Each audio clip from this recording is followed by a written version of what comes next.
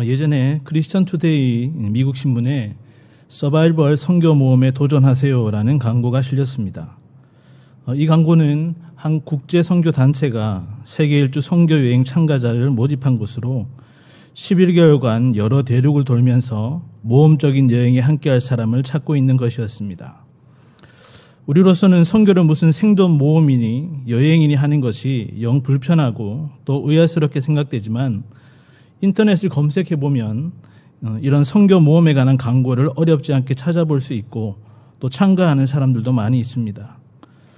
우리는 하나님께 영광 돌림이라는 궁극적인 목적 아래 땅끝까지 이르러 내 증인이 되리라는 주님의 지상 대위임 명령에 순종함으로 선교 사명을 감당하고 있지만 어떤 사람들은 자신의 문화적 우월성을 가시하기 위해서 또 금욕주의 같은 자기 부인의 삶을 살기 위해서 또 모험을 즐기는 등 낭만적 이상이나 자아 실현을 위해서 선교라는 이름으로 참여하기도 합니다.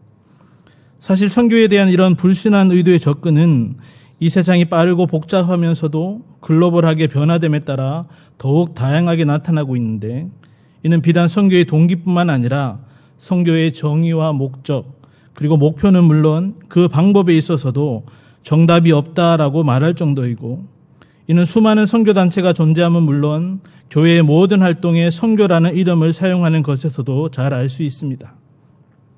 여기에 끝을 알 수 없는 코로나 팬데믹 상황은 선교가 멈출 것 같고 따라서 성경적인 선교에 불가피한 변형의 필요를 요구하는 소리가 거세지고 있습니다.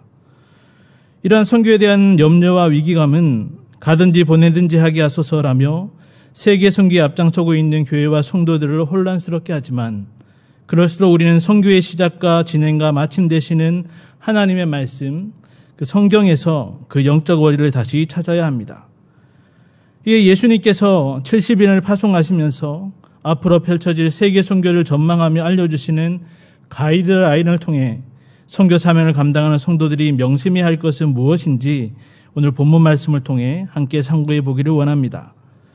첫째로 선교는 주님이 진행해 가시는 일이지만 성도를 통해 일하심을 깨닫고 기쁨으로 우리는 동참해야 합니다.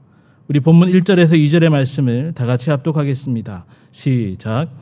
그 후에 주께서 따로 70인을 세우사 친히 가시려는 각 동네와 각 지역으로 둘씩 앞서 보내시며 이르시되 추수할 것은 많되 일꾼이 적으니 그러므로 추수하는 주인에게 청하여 추수할 일꾼들을 보내주소서 하라. 아멘. 본문에서 우리가 먼저 주목해야 할 것은 그 후에라는 말로서 즉 예수님께서 70인을 파송하기 전에 어떤 상황이었냐 하는 것입니다. 앞선 9장에는 12제자들을 파송한 내용도 있지만 중반 이후로 보면 예수님께서 예루살렘에서 죽으실 것과 그런 당신을 믿고 따르고자 하는 사람들은 어떠해야 하는지 즉 죽은 자들로 자기의 죽은 자들을 장사하게 하고 너는 가서 하나님의 나라를 전파하라고 손에 쟁기를 잡고 뒤를 돌아보는 자는 하나님 나라에 합당하지 아니하리라 하고 알려주셨습니다. 쉽게 말해서 예수님을 믿고 따르는 자는 곧 어떤 수고와 고난이 있어도 복음을 전파하는 자가 되어야 한다는 것이고 그러한 강권적인 말씀 그 후에 70인을 파송하시면서 하나님의 나라를 전파하는 것에 대한 실제적인 것들을 알려주고 계신 것입니다. 예수님께서는 당시 자신을 따르던 많은 사람들 중에서 12제자와는 또 다른 70인을 따로 세우셨다고 하셨습니다. 여기 70인에 대한 여러 견해들이 있지만 일반적으로 12사도의 파송에서 더욱 확장되어 열방을 위해 보냄을 받은 일꾼으로 앞으로 모든 성도들에 의하여 온 세상에 복음이 널리 전파될 것을 상징한다고 볼 수 있습니다. 이는 예수님께서 그 70인을 친히 가시려는 각 동네와 각 지역으로 둘씩 앞서 보내시며 라는 말씀에서 다시 확인할 수 있습니다. 먼저 둘씩 보내왔다는 것은 선교 현장에서 서로 돕고 격려하기 위한 실제적인 측면도 있지만 그들의 사명, 꼭 그리스도를 증언하는 것에 있어서 두 사람 이상의 증언이 믿을 만한 것으로 인정되는 율법의 요구를 만족시키기 위함이었습니다. 그렇게 둘씩 35팀이 보냄받은 곳은 예수님이 친히 가시려는 각 동네와 각 지역이라고 했습니다. 이는 예수님이 예루살렘으로 향하면서 들리시게 될 지역이라기보다는 예수님이 가고자 원했던 곳에 그들을 대신 먼저 보내신 것이라 할 수 있습니다.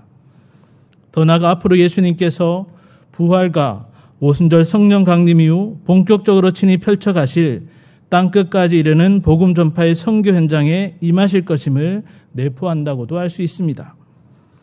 이렇게 앞으로 친히 진행해 가실 세계 선교를 내다보고 계신 예수님의 열정적인 마음은 70인을 파송하기 직전 그들을 향한 당부에서 분명하게 확인할 수 있습니다. 예수님은 그들에게 추수할 것은 많되 일꾼은 적으니라고 무르익은 곡식을 시급히 걷어들여야 하지만 일꾼이 없어서 추수하지 못하는 농부의 애타는 마음처럼 앞으로 복음을 듣고 구원받을 사람들이 많이 있음에도 복음을 전할 일꾼이 부족한 선교 상황을 안타까워하고 계십니다. 이에 추수하는 주인에게 청하여 추수할 일꾼들을 보내주셔서 하라며 복음 전파를 위한 일꾼을 보내달라고 하나님께 기도할 것을 명령하고 있는 것입니다. 그렇다면 그러한 기도로 복음 전파를 위해 보내질 일꾼은 누구이겠습니까? 여기서 파송받은 70일뿐만 아니라 우리가 깨달아야 할 것은 추수에 관한 것, 즉 복음을 듣고 구원받게 될 사람들이 있고 없음과 또 많고 적음이라는 구령의 열매뿐만 아니라 그들에게 복음을 전할 일꾼을 보내는 것은 오직 추수하는 주인 대신 주님께 달려있다는 것입니다.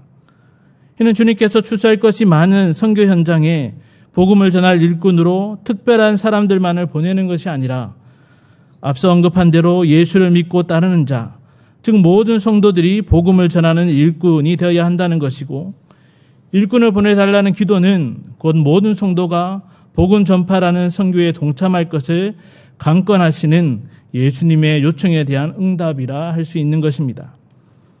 이렇게 선교는 주님이 친히 주권적으로 진행하시지만 지금도 추수할 것이 많은 현장에 성도를 일꾼으로 불러 그 일을 감당케 하셔서 성취해 가심을 우리는 명심해야 하는 것입니다.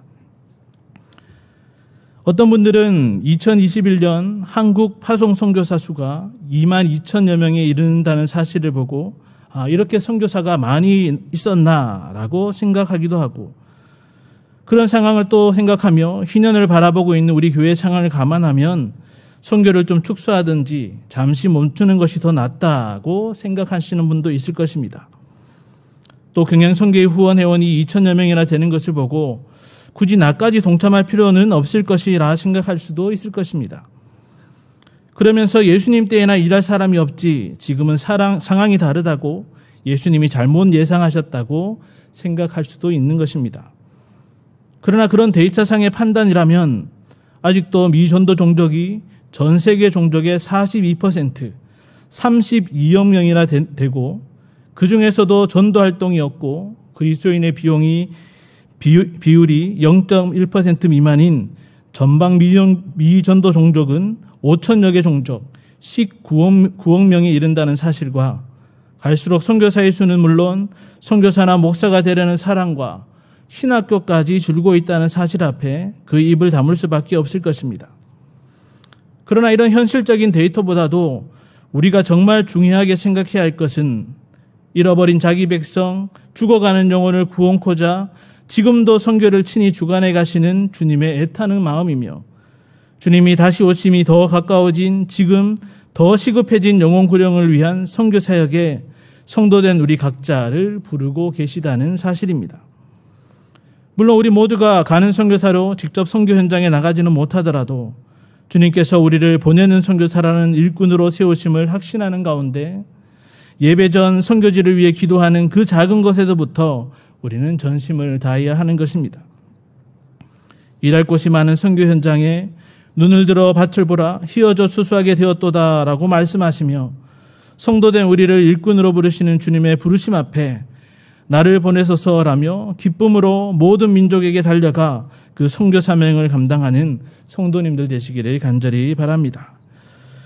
둘째로 선교는 고난과 위험이 따르지만 그 모든 것을 책임져 주시는 주님만 의지함으로 우리는 힘을 다해야 합니다.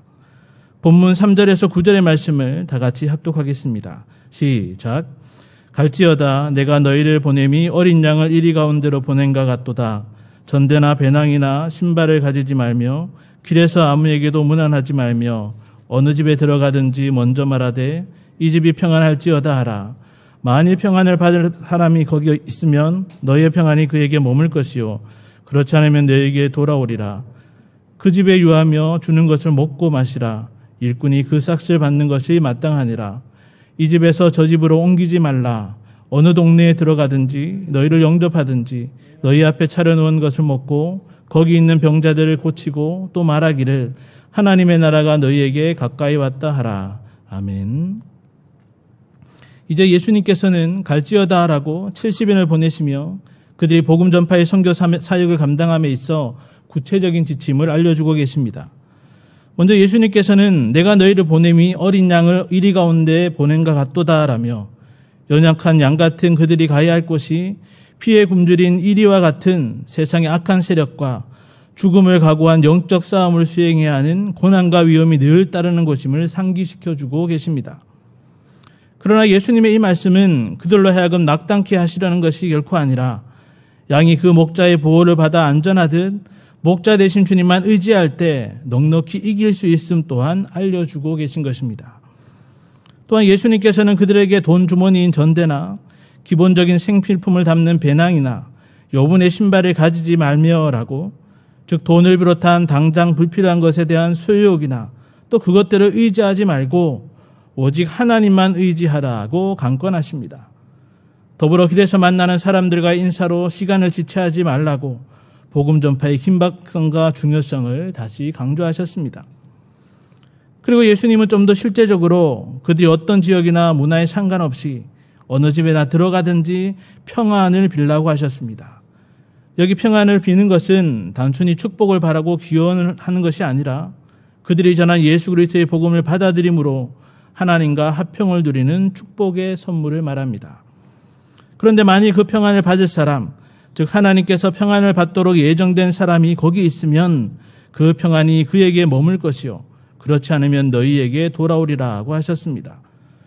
또한 평안을 받아들인 사람은 복음을 전하는 전도자들에게 그 집에 유하며 먹고 마시게 하는 육신적인 필요를 채워줄 것인데, 이는 일꾼이 그 삭슬 받는 것이 마땅한 것처럼 그들을 일꾼으로 부른 주님께서 그 필요를 채우시는 영적 원리로서 전도자에게 따르는 당연한 보상임을 또한 알려주고 있는 것입니다. 따라서 전도자들은 전도사에게 필요한 것까지 책임져 주시는 주님을 의지하는 가운데 더 나은 대접을 받기 위한 인간적인 욕구를 따라서 이 집에서 저 집으로 옮기지 말고 어느 동네 어느 집에서든지 너희를 영접하거든 너희 앞에 차려놓은 것을 먹고 그것이 곧 주님께서 예비하신 것임에 감사하며 만족하면서 병자들을 고치고 하나님의 나라가 너희에게 가까이 왔다라는 복음 전파의 사명에만 계속 최선을 다하라고 강권하고 있는 것입니다. 주님께서 선교라는 일을 친히 이루어 가심에 그 일하는 자를 지키시고 도우심은 물론 그 필요한 것, 특히 그 재정까지도 채워주신다는 원리를 굳게 믿고 사역했던 사람이 있는데 바로 평생을 중국 선교를 위해 헌신했던 허드슨 테일러입니다. 그는 선교 보고나 편지에 재정에 대해서 일체 언급하지 않는 등 어떤 인간적인 도움도 청하지 않고 오직 기도하는 가운데 때마다 다른 사람들을 통해 공급해 하시는 주님의 은혜로 그 사역들을 감당하였습니다. 이런 주님의 선교의 원리에 기초한 허든슨의 선교 방법이 믿음 선교라는 이름으로 많은 선교단체와 선교사들에게 영향을 주었지만 20세기 후반부터는 선교사가 재정을 스스로 마련하는 자비랑 선교의 영향으로 재정 원칙에 변화가 생겨서 지금까지 이르고 있습니다. 즉 전 세계 특히 한국 파송 선교사들 거의 대부분은 스스로 선교비를 마련하고 확보해야 되고 때문에 선교비 후원을 받기 위해 안식년회까지 분주하게 선교 보고를 하러 다니기도 하고 선교지에서조차도 선교비 후원이 끊어지지는 않을까 노심초사함으로 영적 전쟁을 벌여야 할 사역에 집중하기가 어려운 것은 어쩌면 당연한 일일 것입니다. 실제 코로나 팬데믹으로 한국 선교사의 40% 정도가 선교비가 감소되어 사역에 어려움을 겪었다고 조사되었습니다. 이런 안타까운 상황 가운데 복음 전파의 최전방인 선교사역 가운데 마주하는 수많은 고난과 위험, 특히 재정에 대한 어려움까지도 이겨내는 방법은 오직 주님만을 의지하는 것뿐입니다. 주님은 선교를 진행해 가시기 위해 부르신 그 일꾼들의 안전은 물론 그 모든 필요까지도 채우시기 위해 당신의 전지와 전능을 적재적소에 사용하실 것입니다. 무엇보다 하나님은 그 예비하신 자들의 마음을 감동케 하사 허드슨 테일러와 바울의 선교 사역을 돕게 하셨던 것처럼 예수를 주로 믿고 따르는 성도들로 하여금 보내는 선교사로 삼으사 가는 선교사의 필요와 재정까지도 책임지게 하시는 것입니다.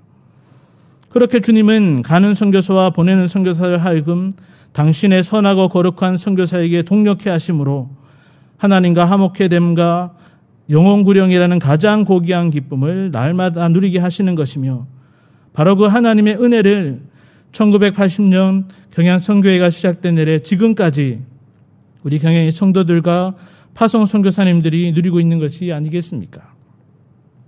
하나님께서는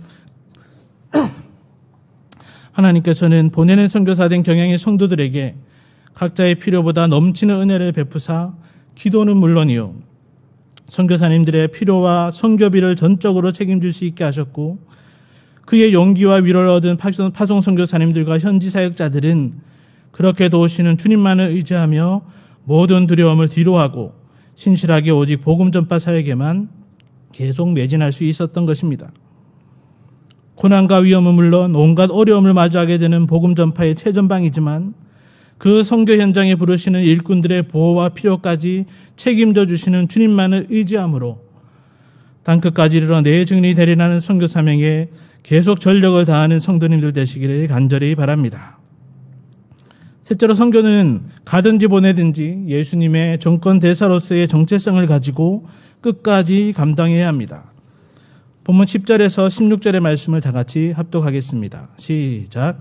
어느 동네에 들어가든지 너희를 영접하지 아니하거든 그 거리로 나와서 말하되 너희 동네에서 우리 발에 묻은 먼지도 너희에게 떨어버리노라. 그러나 하나님의 나라가 가까이 온 줄을 알라 하라. 내가 너희에게 말하노니 그날의 소돔이 그 동네보다 견디기 쉬우리라.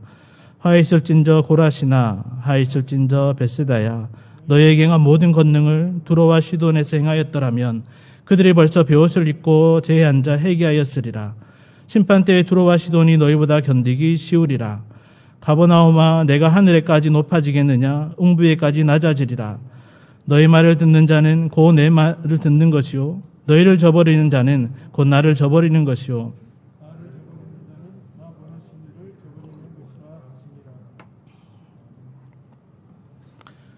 이제 예수님께서는 앞서 전도자들의 복음을 받아들이지 않는 사람들과 관련하여 좀 더 구체적으로 언급하고 계십니다.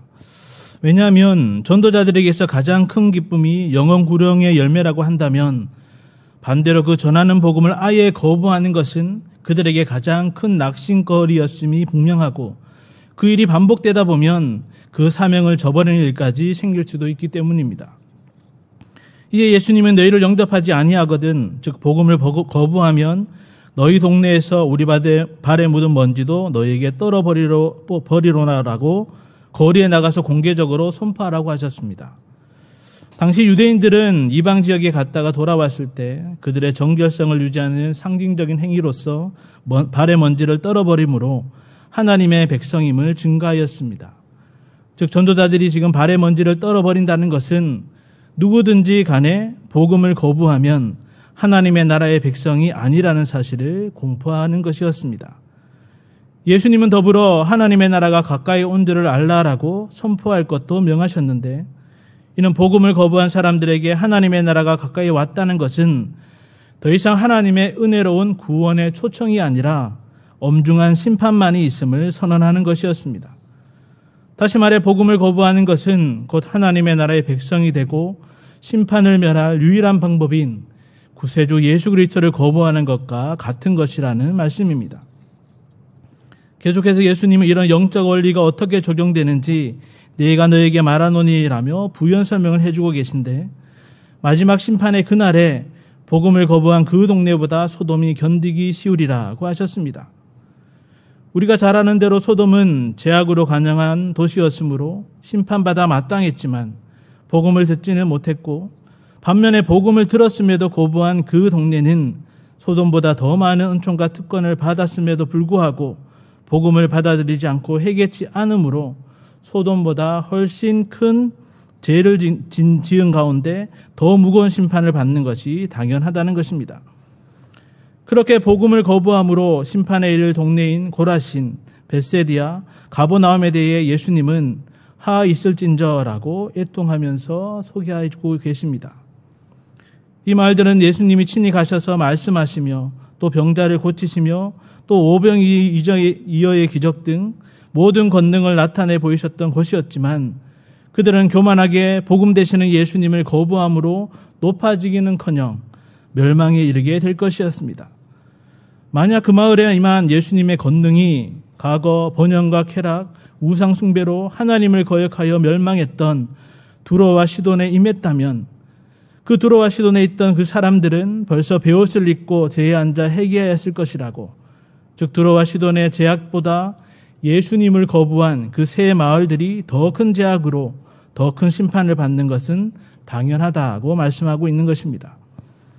결론적으로 예수님은 너희 말을 듣는 자는 곧 내 말을 듣는 것이요 너희를 저버리는 자는 곧 나를 저버리는 것이요 라며 당신이 파송한 전도자들을 영접하지 않으므로 복음을 거부하는 것은 곧 예수님을 거부하는 것과 다름이 없으며 이는 곧 대속주 되신 예수님을 보내시니 하나님을 저버리는 것이라고 하시고 곧 그것은 심판만이 있을 것임을 말씀하고 있는 것입니다. 예수님의 이 말씀은 전도자들을 마치 예수님처럼 믿고 선교할 대상으로 여겨야 한다는 것이 결코 아니라 복음 전도자들의 영적 위치와 정체성이 무엇인지 확증해 주는 말씀입니다. 즉 복음 전파를 통한 영혼 구령이라는 가장 복된 일에 있어 전도자들은 예수님의 정권을 가진 대사로 특별히 파송을 받은 자들이라는 것이며 이러한 정체성을 가진 자들만이 온갖 낙심된 일들로 절망하여 포기하지 않고 복음 전파라는 그 사명을 끝까지 감당할 수 있다고 하신 것입니다.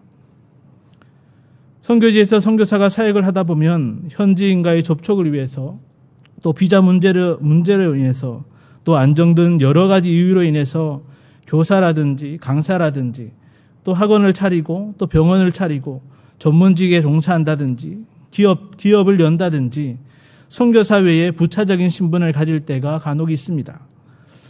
여기에 자유주의 선교의 목표인 사회 구원에 조금씩 관심 가지게 되면 자칫 잘못하면 선교사의 신분 외에 부차적인 신분에 따른 일들에 집중하게 되고 점점 선교사 고유의 정체성을 잃어버리기도 하는 것입니다.